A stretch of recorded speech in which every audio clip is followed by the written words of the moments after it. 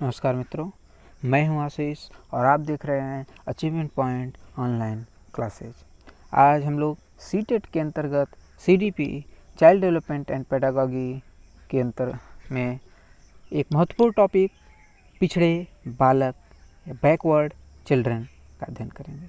आइए देखते हैं बैकवर्ड चाइल्ड या पिछड़े बालक का क्या अर्थ होता है।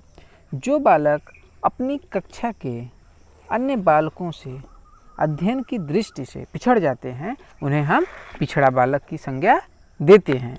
पिछड़े बालक से तात्पर्य उन बालकों से होता है जो शिक्षा प्राप्त करने में सामान्य बालकों से पिछड़ जाते हैं। पिछड़े बालकों का मंद बुद्धि होना आवश्यक नहीं है। औसत बुद्धि बालक अथवा तीव्र बुद्धि बालक भी पिछड़ा बालक हो सकता है यदि वह कक्षा के औसत छात्रों से शैक्षिक दृष्टि से कम होता है। कहने का तात्पर्य यह है कि पिछड़ा बालक और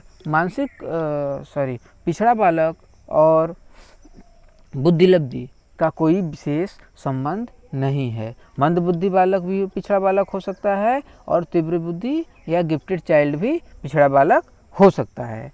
बस पिछड़ेपन का इसका जो कारण होता है शैक्षिक पिछड़ापन होता है। यही कारण है कि कभी कभी इसे एजुकेशनल बैकवर्ड चिल्ड्रेन या शैक्षिक रूप से पिछड़ा बालक भी कहा जाता है। आइए देखते हैं इसकी परिभाषा क्या है।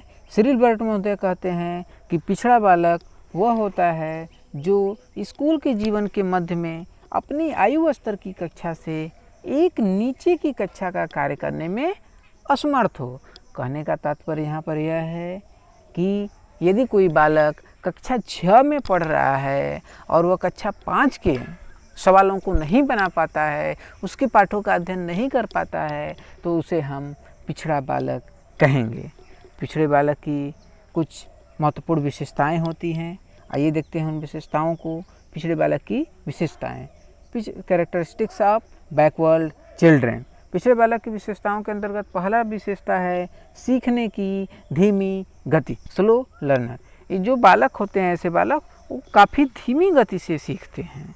उनकी जो सीखने की गति होती है वह काफ़ी धीमी होती है, वह तेज़ी से सीख नहीं पाते हैं। और साथ ही साथ ऐसे भी होते हैं कि एक ही कक्षा में वो कई साल लगा देते हैं इसके कारण। अतः इन्हें प्रवाह विहीन भी कहा जाता है और भी मुख्य कारण होता है। आइए नंबर 2 देखते हैं विशेषताएं। शैक्षिक उपलब्धियों में कमी। ऐसे छात्रों की शैक्षिक उपलब्धि जो होती है वो सामान्य छात्रों की अपेक्षा काफ़ी कम होती है। थर्ड पॉइंट है परीक्षा उपलब्धि में कमी। विद्यालय में जो परीक्षाएं ली जाती हैं, आयोजित की जाती हैं, चाहे शिक्षकों के द्वारा जो परीक्षाएं आयोजित की जाती हैं, टेस्ट लिए जाते हैं, उन परीक्षाओं की जो उपलब्धियां होती हैं वो ऐसे छात्रों के लिए काफ़ी कम होती है। इस कम उपलब्धियों के आधार पर भी हम ऐसे छात्रों की पहचान कर सकते हैं। परीक्षा कार्य तथा गृह कार्य करने में असमर्थ। ऐसे जो कार्य हैं, ऐसे जो विद्यार्थी हैं, वो कक्षा के कार्य को समयबद्ध ढंग से अच्छे से पूरे करने में असमर्थ होते हैं तथा गृह कार्य को भी उचित ढंग से संपूर्ण ढंग से समुचित कार्य करने में असमर्थ होते हैं। नेक्स्ट पॉइंट है सामान्य पाठ्यक्रम का लाभ उठाने में असमर्थ। ऐसे जो बालक होते हैं वो विद्यालय के सामान्य पाठ्यक्रम से लाभ उठाने में असमर्थ होते हैं। ये अच्छे से इसको लाभ नहीं उठा पाते हैं।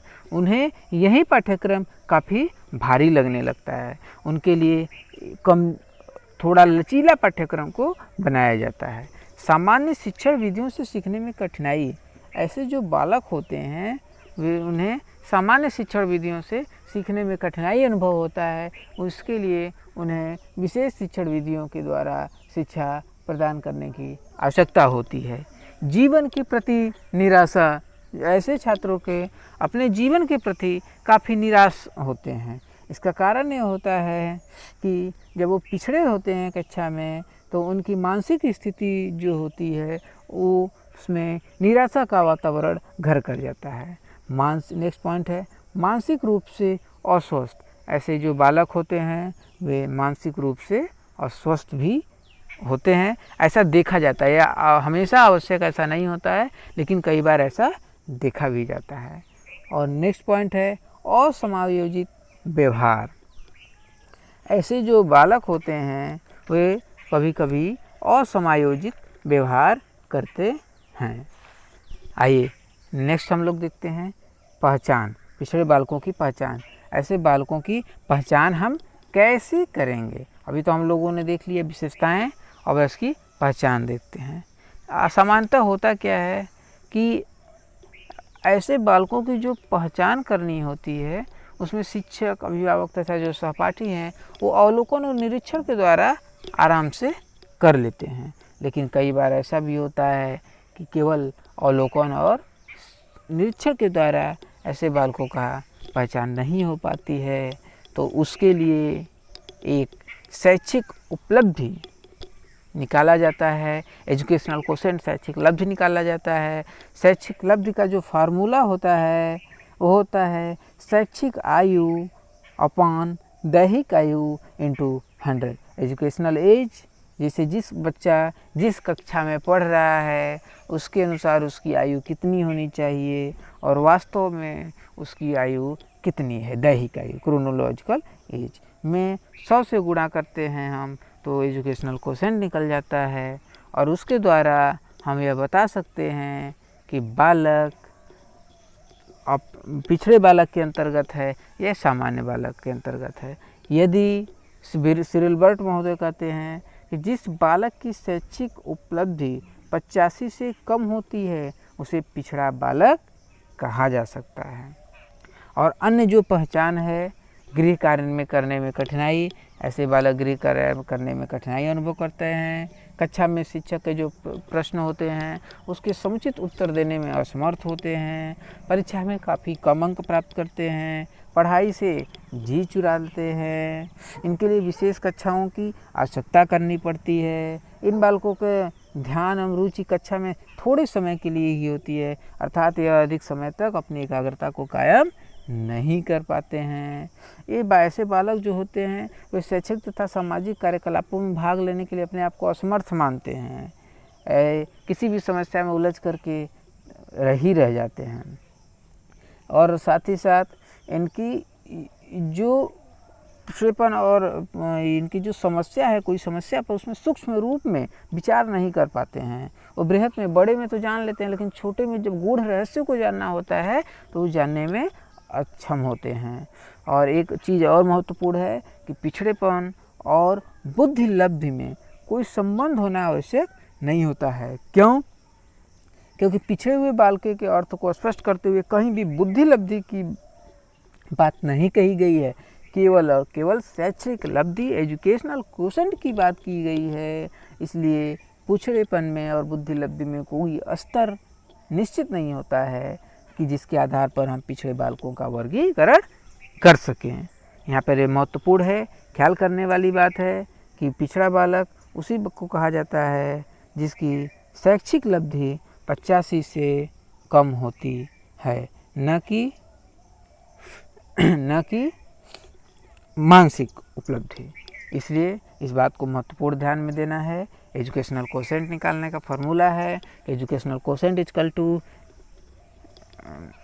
Educational age upon chronological age. शैक्षिक आयु बटा दैहिक आयु में मल्टीप्लाई करेंगे हम 100 से तो हमारा निकल जाएगा कि शैक्षिक लब्धि कितनी है। मान लीजिए यहाँ एग्जाम्पल हम ले सकते हैं, कोई बच्चा है जो कक्षा 5 में पढ़ रहा है और उसकी आयु है 15 साल। आयु कितनी है? 15 साल। और वह पढ़ रहा है किस क्लास में? कक्षा 5 में। तो कक्षा 5 में पढ़ रहा है, इसका मतलब हुआ कि उसकी आयु होना चाहिए 6, 4, 10 वर्ष। कहने का तात्पर्य है कि उसकी आयु होनी चाहिए 10 वर्ष। तो 10 बटा 15 गुणे 100 कर देंगे हम तो लगभग 70 आएगा, तो मतलब 85 से कम है। तो ये इसीलिए सिरिल बर्ट महोदय ने शुरू में ही अपने परिभाषा में कह दिया है कि पिछड़ा बालक वह है जो स्कूल के जीवन के मध्य में अपनी आयु स्तर की कक्षा से एक नीचे की कक्षा का कार्य करने में असमर्थ हो। आशा है मित्रों कि आपको पिछड़े बालक का सामान्य अर्थ, परिभाषा, विशेषताएं और उसे पहचान करने का ढंग कैसे हम पहचान करेंगे, इसको भली भांति आप अवगत हो गए होंगे। और अगले नेक्स्ट वीडियो में हम लोग पिछड़े बालक के कारण और उसकी शिक्षा की व्यवस्था कैसे हो इसकी अध्ययन करेंगे। यदि आपको ये वीडियो पसंद आया हो तो वीडियो को लाइक करें, शेयर करें और चैनल को सब्सक्राइब करें, जिससे कि हमारा भी मनोबल बढ़े। धन्यवाद मित्रों।